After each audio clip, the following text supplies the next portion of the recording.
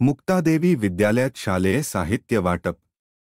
आंबेगाव तालुक्यातील नारोडी येथील श्री मुक्तादेवी विद्यालयात विद्यार्थ्यांना शालेय साहित्याचे वाटप करण्यात आले. ज्ञानयज्ञ संस्था नारोडी यांच्या वतीने विद्यालयातील इयत्ता 5वी ते 10वी अखेरच्या सर्व 250 विद्यार्थी विद्यार्थिनींना शालेय वस्तूंचे वाटप, त्यामध्ये स्कूल बॅग, कंपास पेटी, वह्या, नॅपकिन, इतर साहित्य यांचे वाटप करण्यात आले. सुरुवातीला सर्व उपस्थितांचे स्वागत मुख्याध्यापक रोहिदास साळी यांनी केले. ज्ञानयज्ञ संस्थेचे अध्यक्ष मनोहर जंबूकर यांनी विद्यार्थ्यांनी भविष्यात उज्ज्वल यश संपादन करावे असे मनोगत व्यक्त केले. तसेच कार्यक्रमाचे अध्यक्ष कृषी उत्पन्न बाजार समितीचे सभापती निलेश स्वामी थोरात यांनी आपल्या मनोगतात विद्यार्थ्यांनी आपल्यासमोर उच्च ध्येय समोर ठेवून जीवनात स्वावलंबी जीवन जगता आले पाहिजे यासाठी प्रयत्न केले पाहिजेत असे मत व्यक्त केले. त्यानंतर उपशिक्षणाधिकारी पूजा पिंगळे हिने आपल्या मनोगतात विद्यार्थ्यांनी संकटात सुद्धा संधी शोधण्याचा प्रयत्न केला पाहिजे, खडतर परिश्रमाशिवाय जीवनात प्रगती साधता येत नाही असे सांगितले.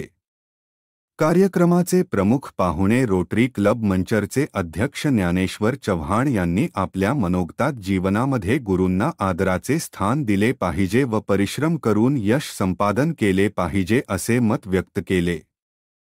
कार्यक्रमाचे सूत्रसंचालन भगवान भोर यांनी केले. शेवटी सर्व उपस्थितांचे आभार स्थानिक स्कूल कमिटी सदस्य नवनाथ हुले यांनी मानले व कार्यक्रमाची सांगता झाली.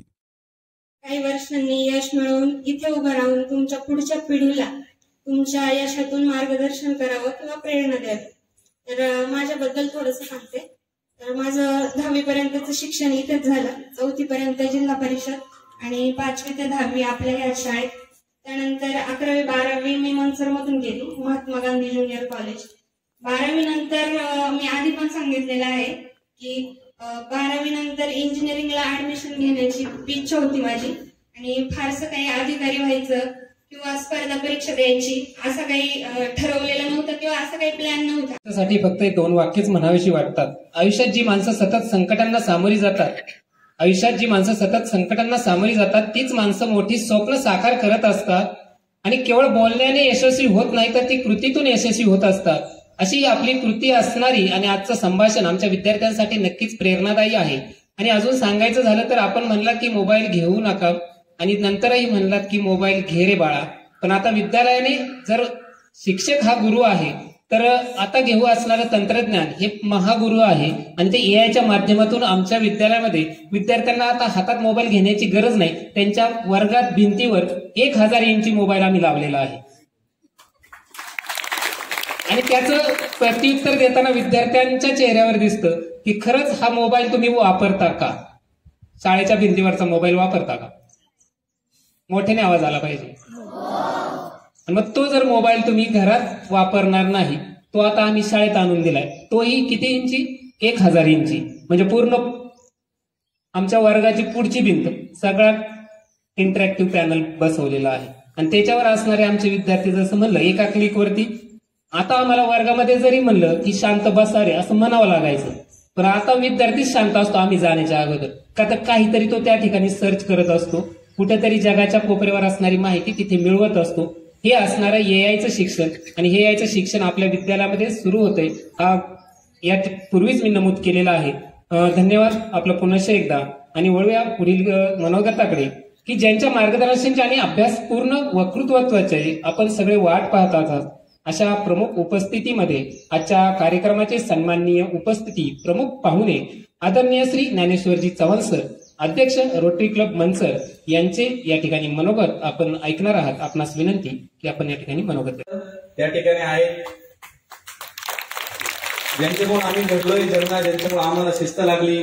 तुम्ही ज्या आता 5वी ते 10वी मधून गेलात ते शिक्षण आम्ही त्यांच्या हाताखाली घेतलेलं आहे, त्यातूनच आम्ही घडलोय आणि आज त्यांच्या समोर मला आज बोलण्याची संधी मिळतीये हे माझ्यासाठी खूप भाग्याचं काम आहे. असो, मगाशीच ताईंनी सांगितलं की तुम्ही कसं घडलं पाहिजे, तुमच्याकडून कसे अधिकारी निर्माण होतील. ज्या ठिकाणची शाळा ज्या ठिकाणचं महाविद्यालय हे कधी एक उत्कृष्ट समजलं जातं की ज्या वेळेस 10वीच्या वर्गाचा निकाल या ठिकाणी 100% लागलाय, त्यानंतर स्वच्छतेचा पुरस्कार मिळालाय. मी असं कमी फार पाहिलेलं आहे की स्वच्छतेचा पुरस्कार शाळांना मिळालेला आहे. ज्या ठिकाणी स्वच्छता आहे त्या ठिकाणी आरोग्य असतं, हे नक्कीच ठरलेलं आहे. त्याचप्रमाणे विविध, आता सरांनी सांगितले की एआयचं शिक्षण घेतलं जात आहे. आज खूप साऱ्या अशा शाळा आहेत की ज्या ठिकाणी नवीन नवीन अभ्यासाचं शिक्षण दिलं जात आहे, नवीन नवीन उपक्रम राबवले जातात.